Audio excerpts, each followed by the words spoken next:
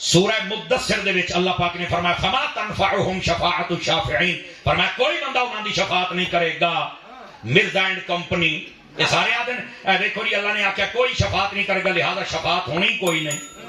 قرآن پڑھیا سو، سورہ مدثر پڑھی سو، آیت دا نمبر دسیا سو اور ترجمہ پڑھ کے دستا پیا کوئی شفاعت نہیں کرے گا. مفہوم بدل رہا کیوں؟ باقی آیتاں بھی پڑھ. آیت الکرسی اللہ نے فرمایا من ذا الذی یشفع عندہ الا باذنہ، فرمایا کون ہے جڑا شفاعت کرے گا؟ فرمایا کوئی نہیں کر سکتا. ہاں اللہ جنوں اجازت دے گا وہ شفاعت کرے گا.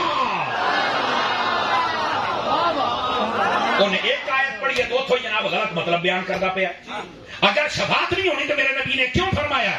فرمایا جڑا بندہ حج کر لوے قرآن و سنت دے مطابق، فرمایا وہ اپنی قوم دے 400 بندیاں دی شفاعت کر کے جنت لے کے جائے گا.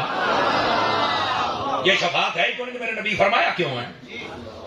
بیٹھے ہو بھائی. میرے نبی پاک علیہ السلام نے فرمایا جڑا بندہ حافظ بن جاوے وہ اپنی قوم دے 10 بندیاں دی شفاعت کر کے جنت میں لے کے جاوے گا. تو یہ شفاعت ہے ہی کوئی نہیں تو مڑ کرے گا کون؟ میرے نبی کو پوچھا گیا حضور کتنے بندیاں دی شفاعت اسی قیامت والے دیہاڑے کرنی؟ میرے نبی ہے نہیں فرمایا مینوں کی پتا، مینوں دل میں غیب کوئی نہیں یا میں شفاعت ہے نہ. میرے نبی نے فرمایا غیبہ سے خبردار آئی انی اشفع یوم القیامت لامتی لاکثر مما علی وجہ الارض من شجر وحجر ومطر.